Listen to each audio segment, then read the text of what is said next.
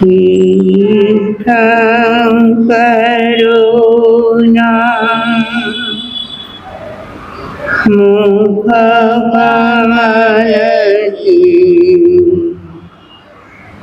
વહેતી નિરમલ સરસ્વતી ગણધરતણી વિશાળ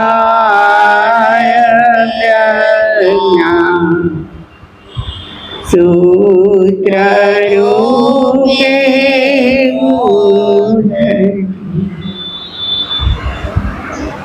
દુઃખી અને પાપી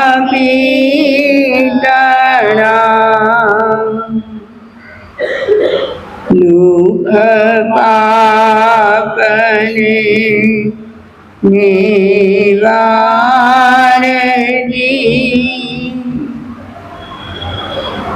જીનવાણી મૈયા તુજ કૃપાથી થાય મુન્ય નિરમલમતી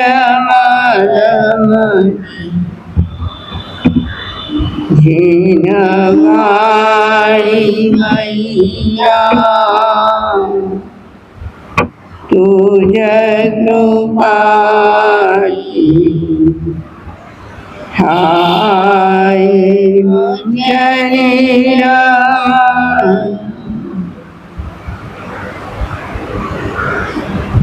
અનંત જ્ઞાની અનંત દર્શની ત્રિલોકીના તીર્થંકર પરમાત્મા શ્રમણ ભગવાન મહાવીર સ્વામીના શ્રી ચરણોમાં આપણી સૌની ભાવના.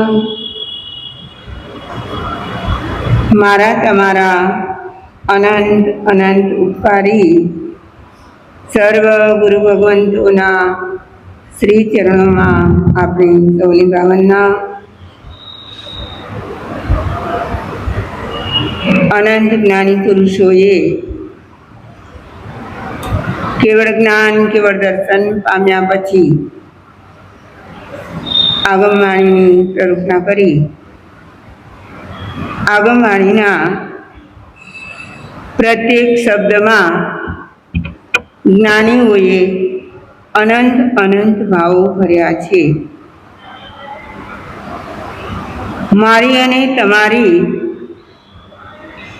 બુદ્ધિની નાવ બહુ જ નાનકડી છે. અગાધ એવા આગમના સમુદ્રને પાર પામવા માટે આપણે બહુ જ વામણા છીએ અને છતાં પણ આપણે પ્રયાસ કરી રહ્યા છીએ.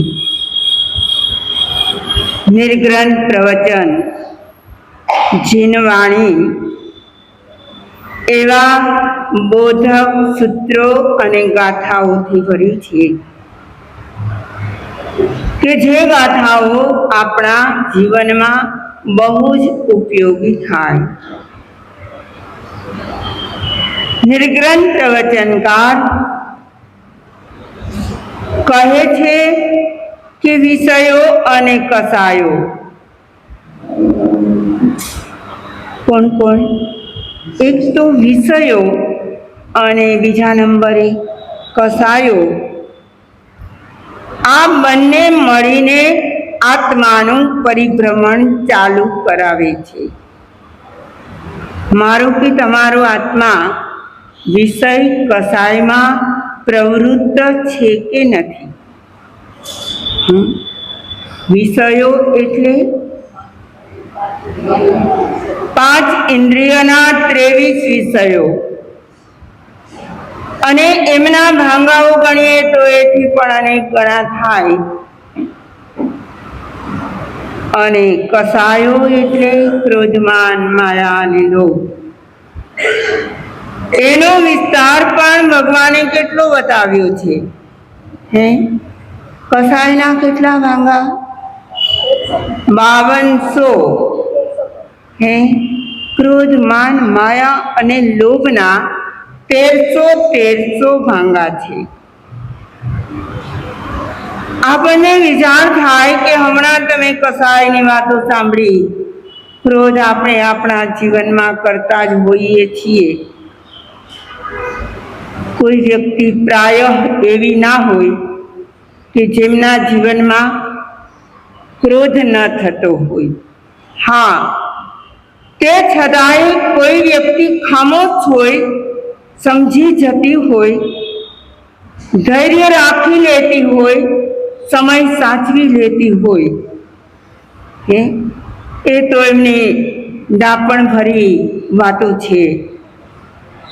પરંતુ પ્રાય કરીને જગતના પ્રત્યેક વ્યક્તિઓ ક્રોધાવેશમાં આવે કે ના આવે. કોઈ એમ ના કહી શકે કે મને ક્યારેય ગુસ્સો ન આવે. ઘણા કહેતા હોય છે કે અમે પ્રાય ગુસ્સો ના કરીએ. બહુ સારી વાત છે, પણ તે છતાંય જાણીએ અજાણીએ આપણી ઈચ્છાથી, ક્યારેક અનિચ્છાથી, ક્યારેક મારા પોતાના માટે કે ક્યારેક બીજાના માટે કરીએ કે ના કરીએ. તો આ તો કસાયની વાતો છે. કસાયથી રંજીત આત્મા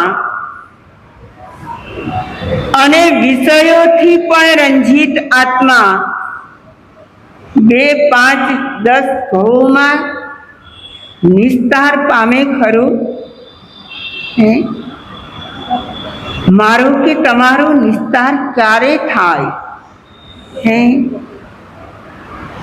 વિષયો કસાયો બધું જ નાબૂદ થાય, દુર્ગુણો બધા જ ખતમ થાય ત્યારે સદગુણોને અવકાશ મળે.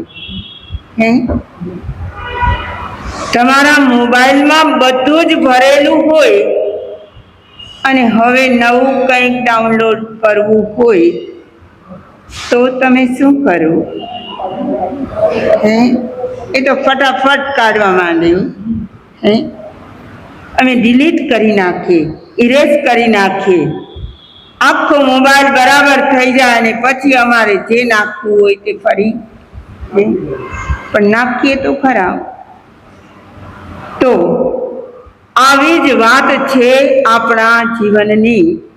આપણે પણ અંદર દુર્ગુણોના કચરા ભરતા જ જઈએ છીએ. શું કરીએ? હા, ખબર છે આનું પરિણામ સારું નથી. કોને ના ખબર હોય? દુર્ગુણોનું પરિણામ સારું નથી. આવું તો એક નાનકડા બાળકને પણ સમજાવ્યું હોય તો સમજી ગયા હોય.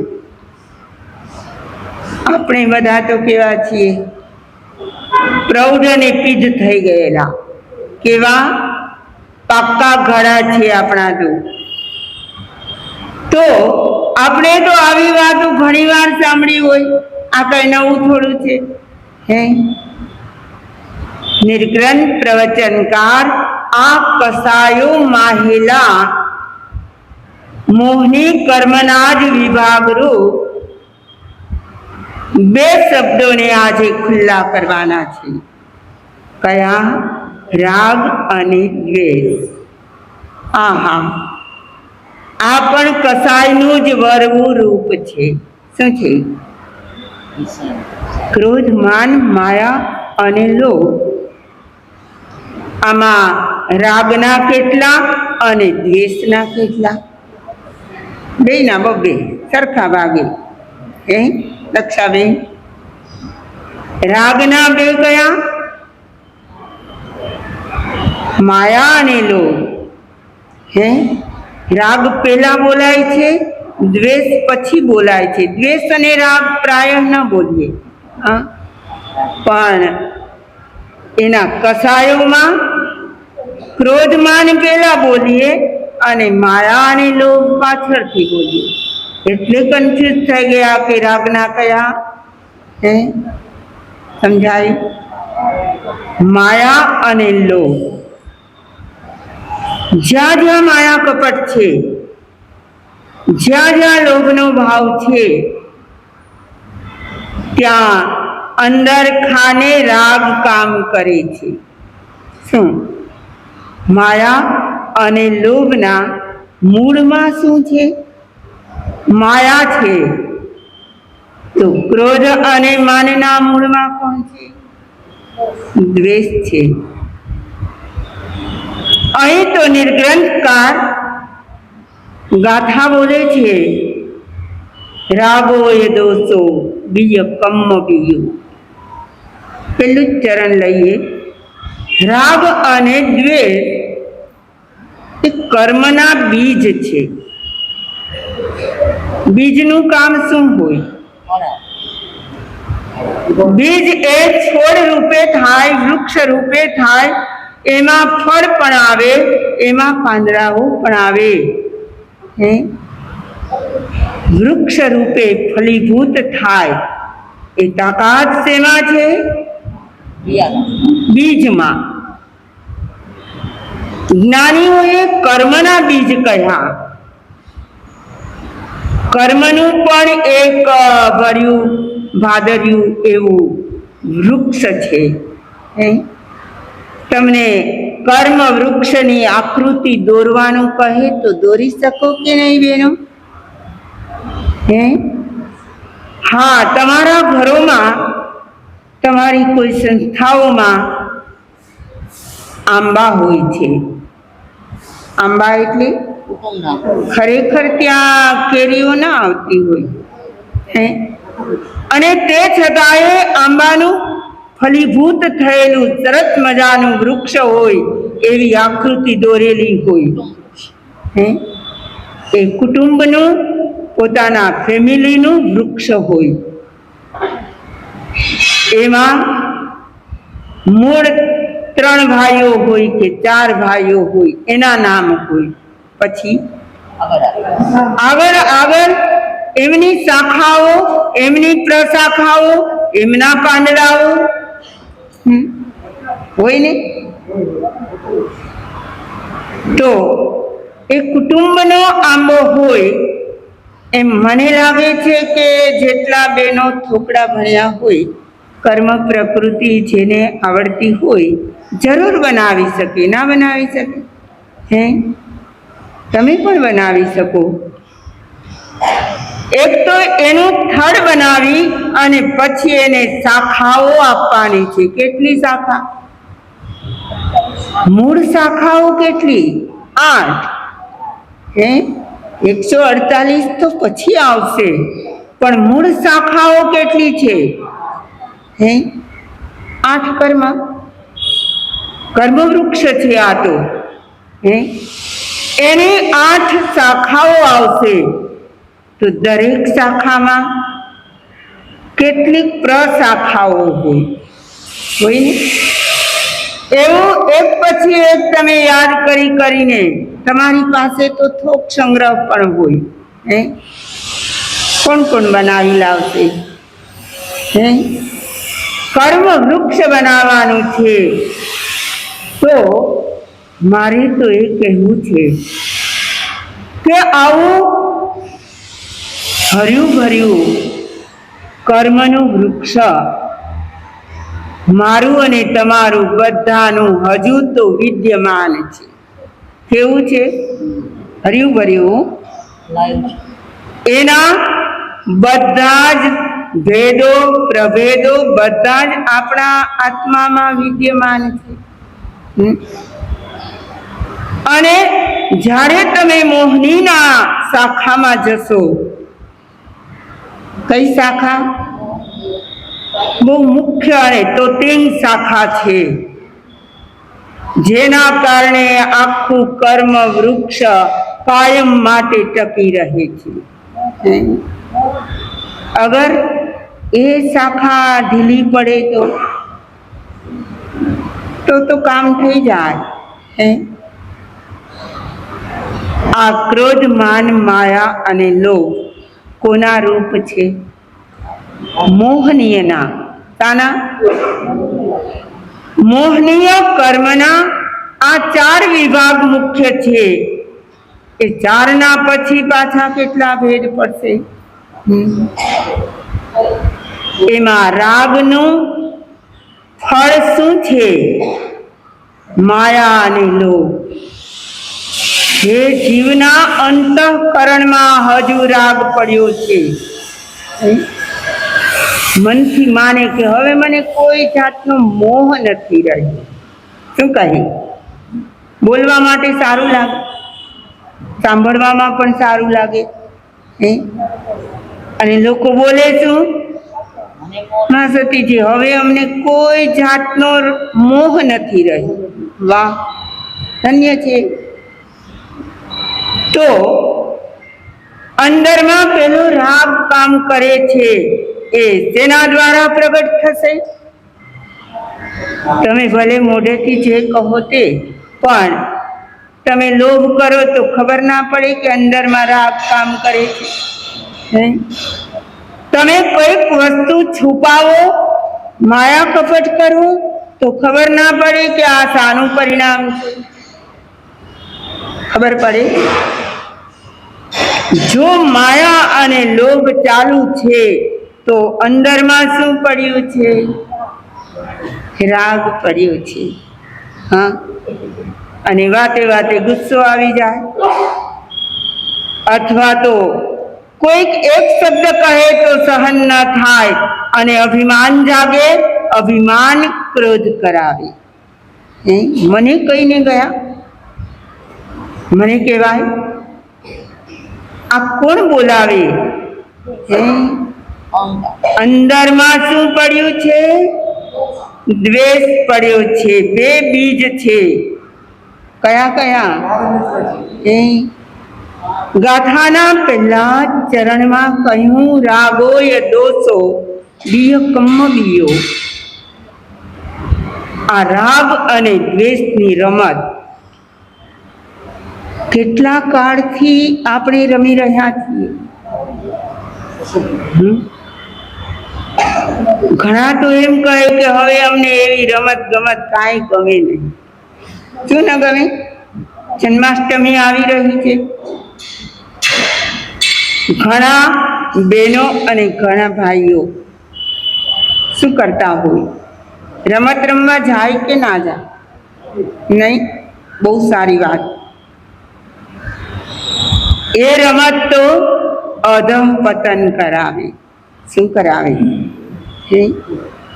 ન કરાવે? આપણી સામે તો કેવું મોટું મહાભારત. આપણે ક્યાં દાખલા ગોતવા જવા પડે તેમ છે.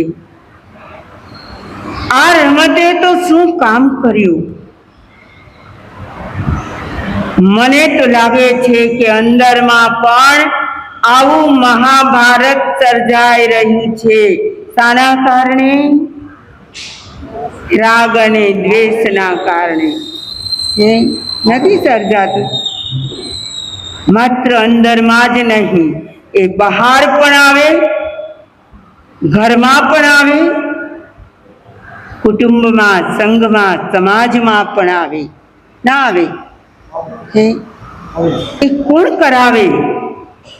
જરા અંદર ઉતરીને તપાસ તો કરીએ કે આવું બધું આપણને કરવાનું મન થાય છે, ગુસ્સો આવી જાય છે, કોઈનું અપમાન કરી નાખીએ છીએ, કોઈને અપશબ્દો કહી દઈએ છીએ. હા, અંદરમાં શું આવું છે કે મને આવું કરવાનો ભાવ થાય?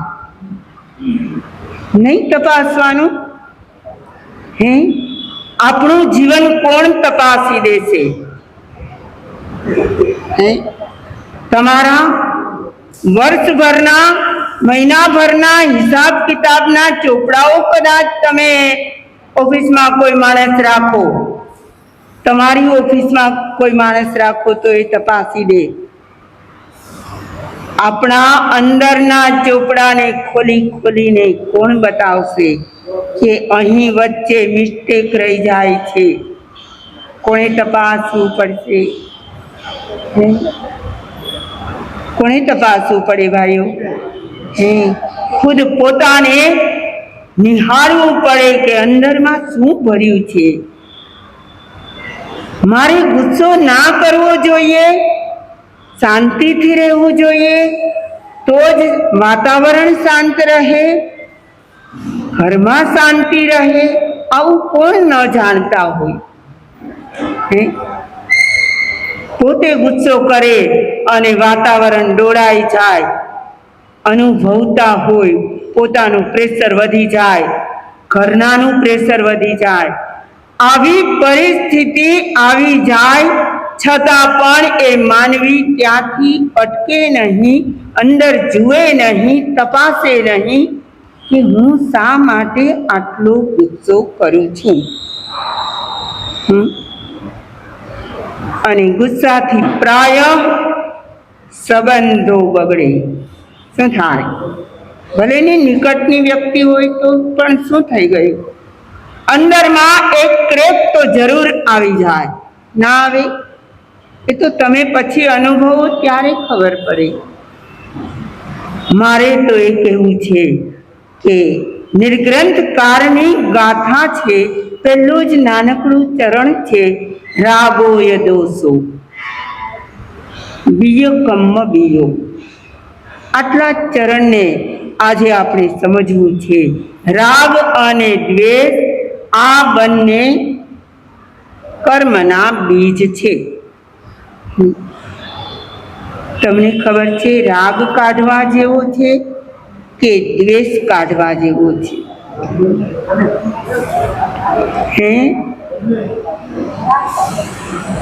બેમાં કયો ખરાબ? રાગ વધારે ખરાબ કે દ્વેષ વધારે ખરાબ? બહુ વિચારીને કહેજો. રાગ વધારે ખરાબ. આપણે કાઢવો જ હોય આપણા અંતઃકરણમાંથી, હૃદયમાંથી, આપણા જીવનમાંથી, તો પહેલા કોને કાઢશું? રાગને કે દ્વેષને? પહેલા એ સમજી જાઓ, રાગ એટલે ગમો અને દ્વેષ એટલે અણગમો. આ તો ટૂંકી વ્યાખ્યા છે. કારણ હોય યા ન હોય, અમુક વ્યક્તિ પ્રત્યે આપણો અણગમો ન જ મટે તો ન જ મટે. કોને ખબર કેવી અંદરમાં એના પ્રત્યે ગ્રંથિ બંધાઈ ગઈ હોય? એવું ના હોય? અમુક વ્યક્તિ પ્રત્યે એવો જ અભાવ કાયમ રહે. આવી કોઈ વ્યક્તિ હોય તમારા જીવનમાં? ભલે ને કારણ ગમે તે બન્યું હોય, એ સમય પહેલાનો હોય, હમણાંનો ના હોય, 25 વર્ષ પહેલાનો પણ હોય, પણ એ જે અણગમો એકવાર પેદા થયો એ કાયમ જાળવી રાખ્યો. બે પાડોશરને ઝઘડો થયો હોય ને, બાળકો બાબતે થાય, બીજા કોઈ કારણવશાત થાય, ગટરના પાણી બાબત થાય, કોઈ કચરો નાખી દીધો ને આવી ગયો એના માટે થાય, અને પછી એક બેન એમાંથી ઝઘડો પૂરો થયો, કામકાજ ઘરનું પતી ગયું અને ઉપાસરે આવી ગયા. અને એ તો આવીને બેઠા છે અને પાછળથી પેલા બેનને પણ જ્યારે નવરાશ મળી, એમના પાર્ટનર બીજા, એ પણ આવ્યા છે તો ઝઘડો કરીને. અને એમને ખબર નહીં આગળ કોણ બેઠું છે. જાજી વ્યક્તિ હોય ને તો ના ખબર પડે, આટલામાં ખબર પડી જાય. એકદમ ભરચક સ્થાનક ભર્યું હોય ને એક બેન બેઠા હોય ને બીજાને આવવાનું થાય, અને આવીને પાછળ જગ્યા મળી તો બેસી તો ગયા, ક્યાંય સુધી તો ખબર ના પડી આગળના બેનને કે પાછળ કોણ આવીને બેઠું, અને પાછળના બેનને ખબર ના પડી કે આગળ કોણ બેઠું છે. અને એમ કરતા કરતા થોડીક વારે ખબર પડી, ક્યારેક પાછું વળીને જુએ અને ખબર પડી કોણ છે? હે, આ તો હમણાં જ જેની સાથે મારે બોલાચાલી થઈ હતી એ જ આવીને બેસી ગઈ છે, એટલે હવે શું કરાય? હે, સાવ નજીક નજીક એક બેઠા છે, એની પાછળ જ બીજા આવીને બેસી ગયા. ખુરશી હોય તો સમજાય કે થોડુંક વચ્ચે ગેપ પડી જાય, પણ આ તો નીચે બેઠા હોય અને બાજુમાં જ કોક આવીને બેસી ગયા. એને ધ્યાન પડ્યું અને ખબર પડી કે આ તો પેલા જ બેન છે. કોણ? જેની સાથે હમણાં જ ઝઘડો થયો છે. એટલે આગળના બેનની પાસે વ્યવસ્થા શું? એમણે પોતાનું પથ્થરનું જરાક ખસેડ્યું અને જરાક આગળ ખસી ગયા. શું કારણ? એ વ્યક્તિ ગમતી નથી, એમના પ્રત્યે દ્વેષ ભાવ છે, ઝઘડો હમણાં જ થયો છે અને મનમાં હજી તાજો તાજો ઝઘડો ભરીને જ આવ્યા છીએ. દૂર બેસવાથી શું થાય? હે, એના વાઇબ્રેશન ના મળે. અરે વાહ, એના વાઇબ્રેશન ના મળે, એનાથી આપણે દૂર ખસી જઈએ. હે, મારે એ કહેવું છે, રાગ અને દ્વેષ બેમાં સારું કોણ અને ખરાબ કોણ? દ્વેષ ખરાબ. શું ખરાબ? રાગ ખરાબ. કોને કાઢવો છે? કાઢવો છે કોઈને કે નથી કાઢવા? દેવા છે.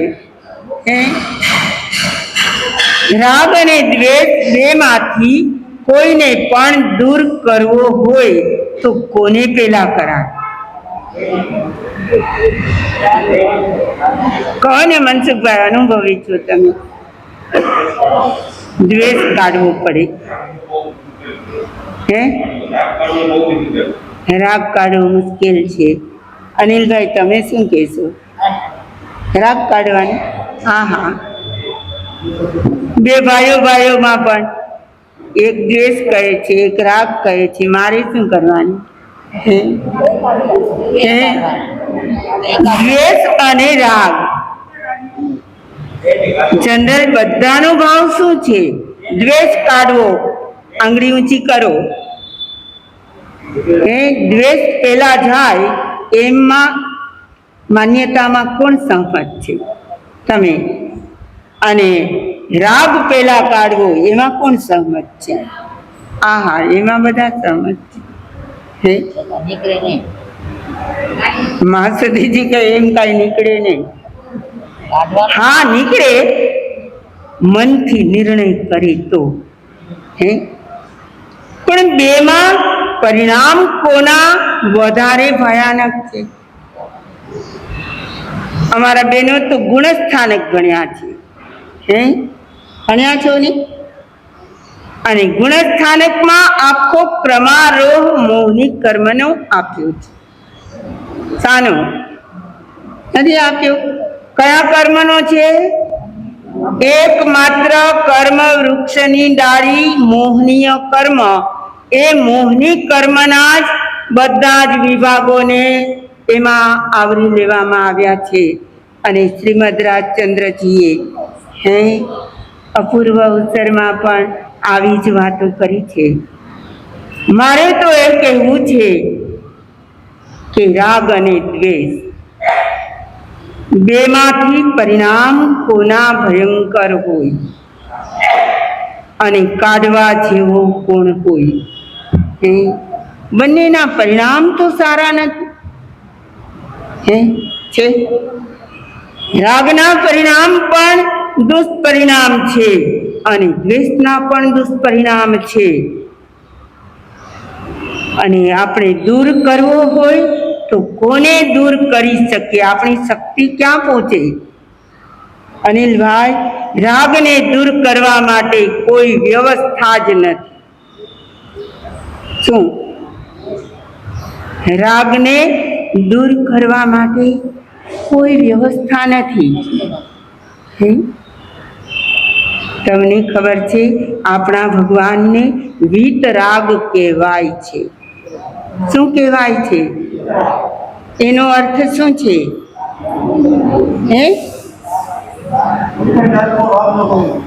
એક પણ પ્રકારનો રાગ ન હોય. એની જરાક આપણે વ્યાખ્યા બદલાવીએ. જરાક જ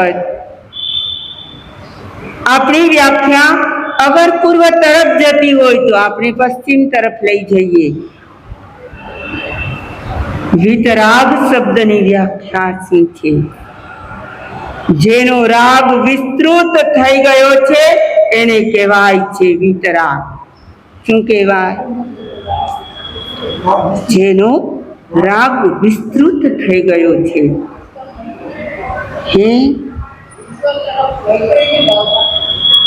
હા, એ આપણે છેલ્લા ચાલુ વ્યાખ્યાઓમાં આપણે એમ જ કહીએ છીએ. પરંતુ હવે હું તમને એક વાત સમજાવું કે જેમ કે કોઈને કોઈ વ્યક્તિ પ્રત્યે અત્યંત અનુરાગ હોય,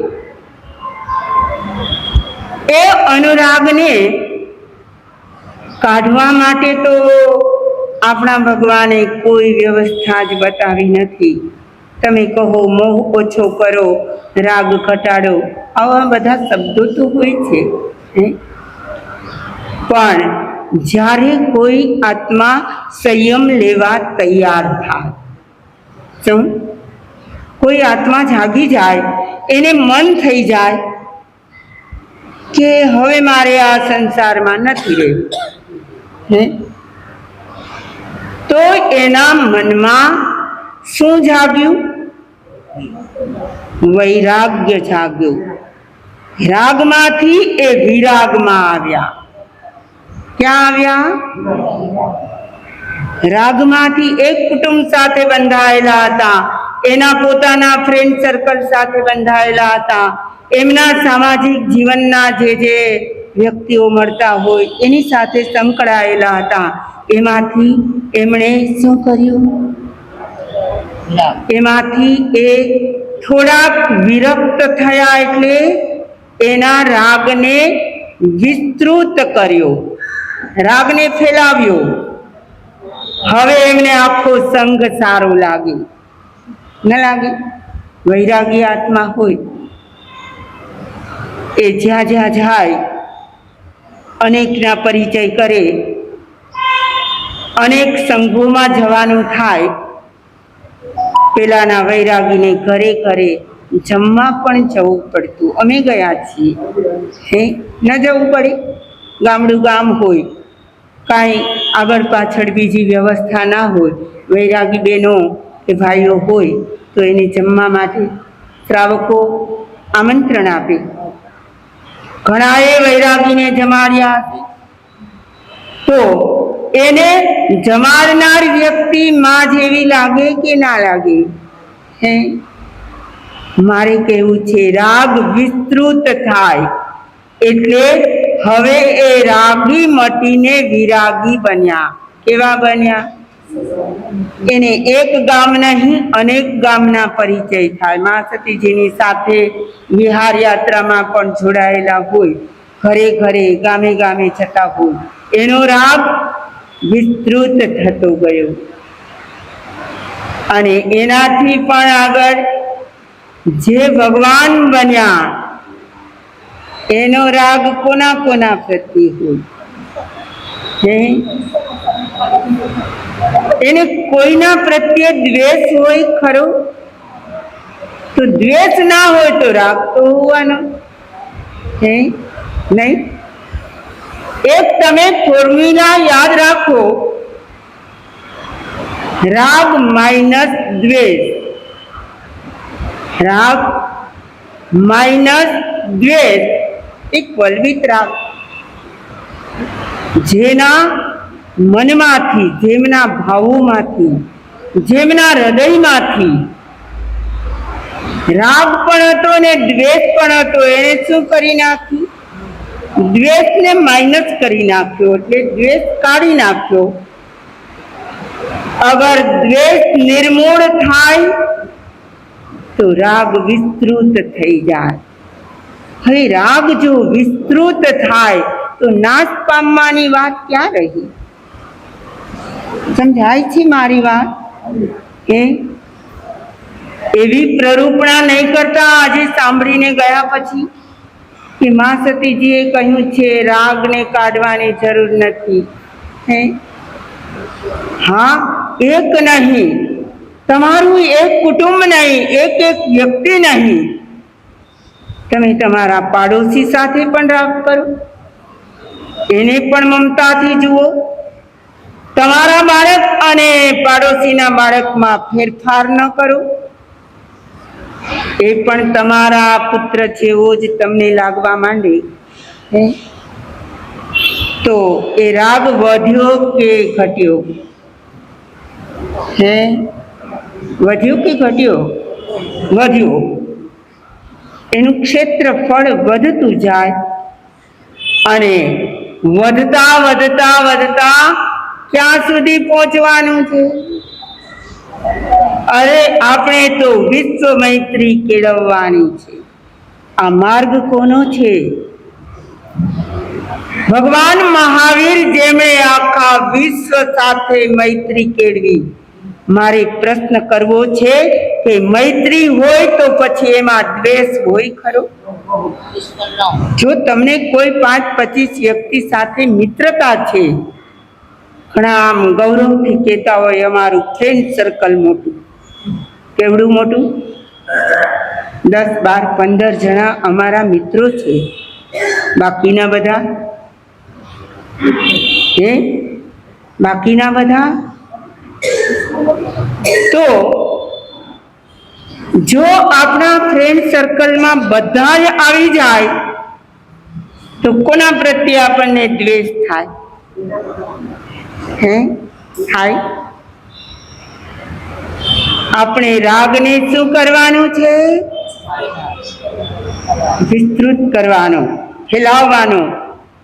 અને એમ કરતા કરતા રાગ એવી અવસ્થાને પહોંચે કે જગતમાં સર્વ જીવો એને મિત્રવત ભાસે।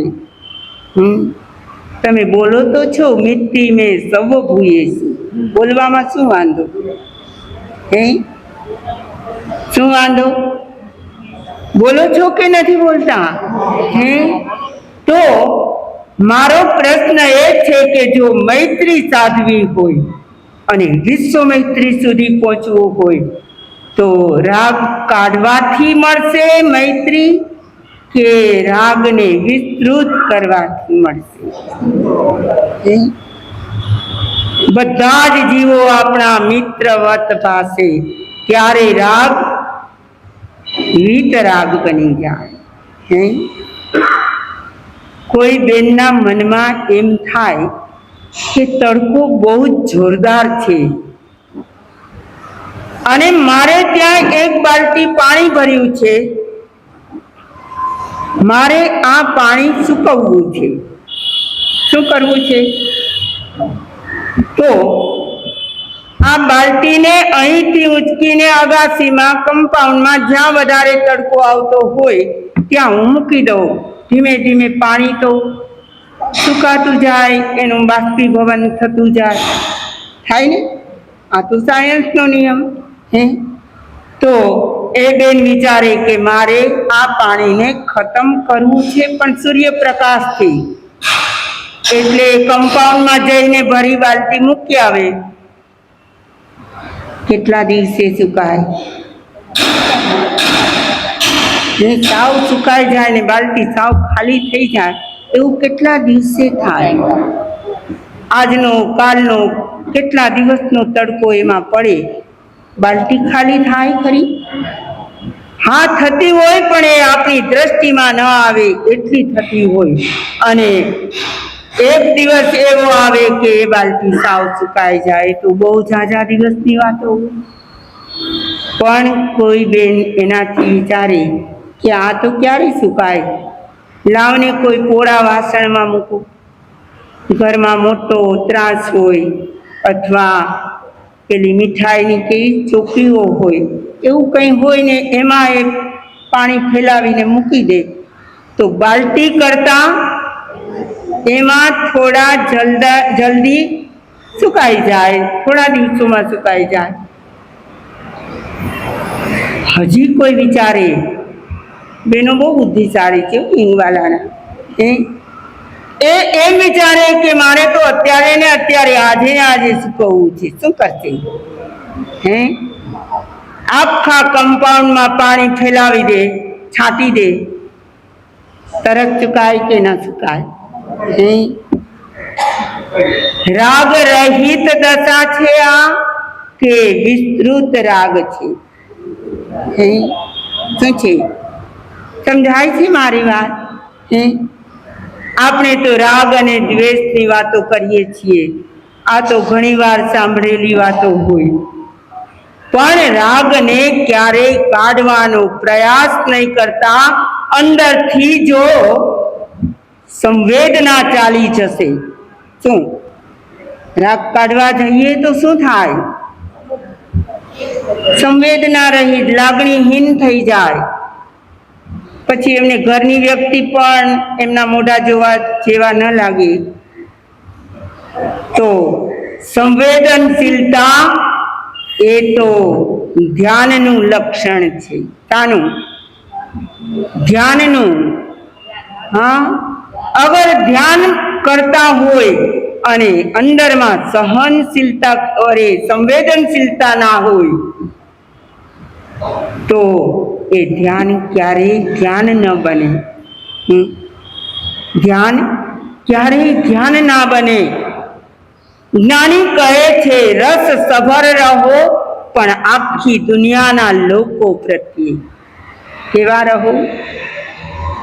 પેલાના લોકો અત્તરના કુભડા નાખતા, ખબર છે? અને જેવું એ કાપૂસનું નાનું કુંભડું પેલી અત્તરની બોટલથી એને પલાળવા માટે પ્રયાસ કરે, ખોલે અને એક ટીપું નાખવાનો પ્રયાસ કરે, ત્યાં તો આખું કુંભડું કેવું થઈ જાય? થઈ જાય કે ન થઈ જાય? આ તો બધાનો અનુભવ હશે. એના તાણાવાણામાં જેમ અત્તર આવી જાય.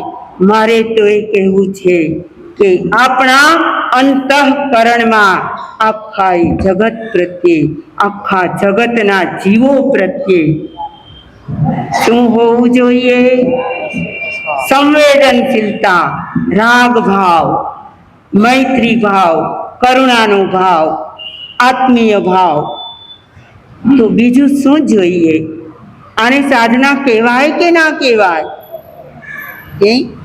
સાધના માટે કોઈ જંગલમાં જવાની, ધ્યાનસ્થ બેસી રહેવાની જરૂર નથી. તમારા હૃદયને રાગથી વિસ્તૃત એવું ભરી દો, પેલા કુંભડા જેવું. આખા હૃદયને રસ સભર બનાવી કોઈ પણ વ્યક્તિ તમને દ્વેષી કે દુશ્મન ન લાગે. શું ન લાગે? દુશ્મન ન લાગે, દ્વેષી ન લાગે, કોઈના પ્રત્યે અણગમો ન થાય. આ મોટામાં મોટી સાધના છે. અને આ સાધના જો આપણે કરી શકીએ તો આપણા માટે આ મનુષ્ય ભાવ સફળ થવાની નિશાનીઓ. વાતો તો ઘણી છે, સમય એનું કામ કરે છે.